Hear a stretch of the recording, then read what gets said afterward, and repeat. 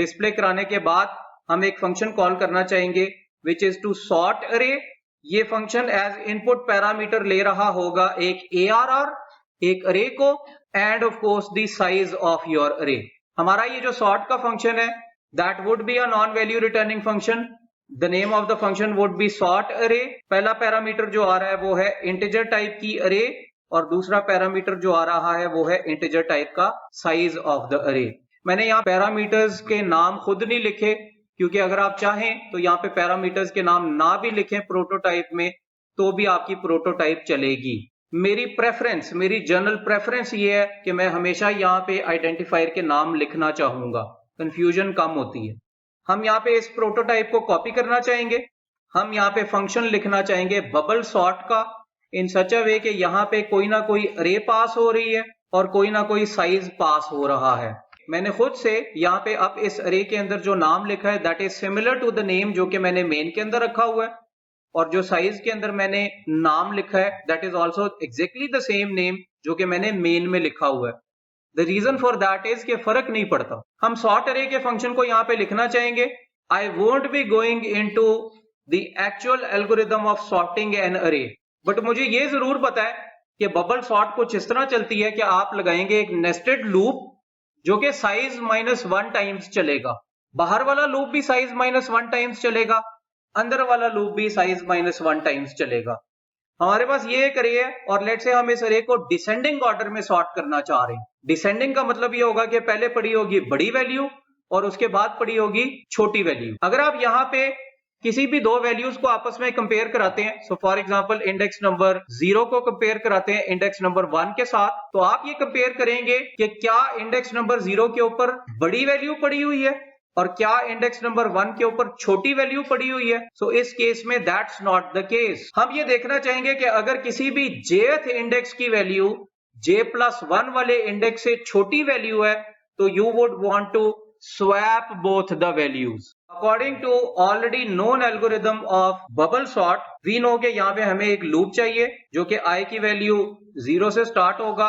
Optimisation point of view से बार वाला loop size times चलाने की जरूरत नहीं है, आप इसको साइज -1 टाइम्स चलाएं, और अंदर वाला लूप भी हम चलाना चाहेंगे साइज -1 टाइम्स, जो कि फॉर इंटीजर j की वैल्यू से चल रहा है, j less than size -1 times चल रहा है। और यहाँ पे अब हम कंपेयर करना चाहेंगे जो अरे पास हुई है उसका jth इंडेक्स है less than ARR of j+1।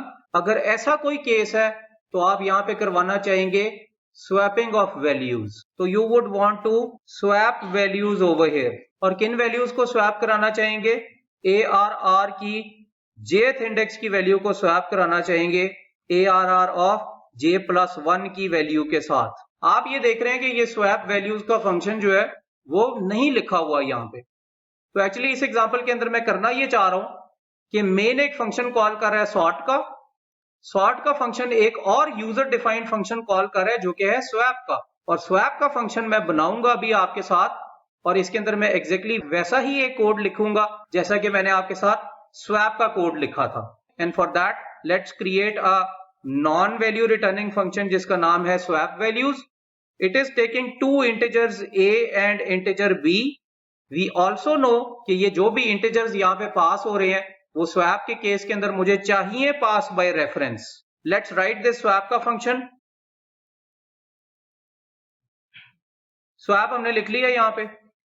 हम यहाँ पे डिस्प्ले कराना चाह रहे हैं पहले हमारी अरे को, और ये हमारे पास अरे होगी, अरे का डिस्प्ले होगा बिफोर स्वैपिंग। उसके बाद हम अपनी अरे को स्वैप कराना चाह रहे हैं, और स्वैप कराने के बाद हम दोबारा इस डिस्प्ले के फंक्शन को कॉल करेंगे and we would want to see कि what the result is after swapping. यहाँ पे आपको पता चली है the power of functions. If I want to display this array again, I have just called the function जो कि डिस्प्ले करा रहा है एक अरे को। अब जरा फंक्शन को देख लेते हैं कि ये चल कैसे रहे हैं। हमने मेन बनाया, सो कोड के अंदर जो हमारे पास यहाँ पे हाईलाइटेड पोर्शन है उसके अगेंस्ट हमने यहाँ पे जो काम किया हुआ है that right now is highlighted in green coloured circle in front of you. उसके बाद हम अपनी अरे को डिस्प्ले कर रहे हैं, और अरे की डिस्प्ले करने के लिए जो हमने आपके साथ इस फंक्शन को ड्राई रन किया था that is in front of you. अब आप अपनी अरे को सॉर्ट करेंगे। अब आप यहाँ पे एक और स्कोप में जा रहे हैं। Let's make some space for dry running this function. Sort array के स्कोप के अंदर आप यहाँ पे एक ARR पास कर रहे हैं, विच मीन्स कि आपको यहाँ पे एक वेरिएबल मिलेगा विच वुड बी ARR, और ये वेरिएबल पॉइंट करवाना शुरू करवा देगा दी 0th इंडेक्स ऑफ योर अरे। आपने यहाँ पे एक वैल्यू पास की है साइज की, तो ये एक लोकल वेरिएबल बनेगा साइज का, जिसके अंदर वैल्यू पड़ी होगी 5। कोर्स यहाँ पे दो वेरिएबल्स बनेंगे, अगर हम उनको ना भी दिखाएं तो still it's also fine, but यहाँ पे हमें ये पता है कि एक वेरिएबल i चलेगा, एक वेरिएबल j चलेगा। स्टार्टिंग में दोनों की वैल्यू होगी 0। जब आप लूप की पहली आइट्रेशन के अंदर आते हैं तो आप कंपेयर करते हैं ARR of j which means ARR of 0, the index 0 which is highlighted in front of you, so you are talking about the value -3। अगली जो वैल्यू हमारे पास है वो ARR of 0 plus 1 है which is ARR of 1 and that value is 65। अगर ARR of j की value -3 less than है ARR of j plus 1 यानी कि 65 से, तो आप यहाँ पे स्वैप वैल्यूज का फंक्शन कॉल करेंगे। आप यहाँ पे जो वैल्यूज पास करा रहे हैं they are passed by reference, तो इस वक्त A जो है that would start referring to the 0th index of your array, और B जो है that would start referring to the index number 1 of your array. तब आपके ARR के 0th इंडेक्स के ऊपर जो वैल्यू पड़ी होगी दैट वुड बी 65, और जो इंडेक्स नंबर 1 के ऊपर वैल्यू पड़ी होगी दैट वुड बी -3। जब आपकी ये स्वैपिंग खत्म हो जाएगी तो आपका ये स्वैप वैल्यूज का फंक्शन खत्म हो जाएगा। जब आपका स्वैप वैल्यूज का फंक्शन खत्म हो जाएगा तो आपके यहाँ पे ये जो रेफरेंसेस बने हुए हैं A और B, ये दोनों खत्म हो जाएंगे यहाँ से, और आप अपना फ्लो ले आएंगे वापस ऑन योर सॉर्ट का कोड, और अब आप यहाँ पे कर रहे होंगे J++, विच मीन्स कि अब J की वैल्यू 0 नहीं रहेगी बल्कि J की वैल्यू हो जाएगी 1। अब आप यही काम करेंगे नेक्स्ट आइट्रेशन में।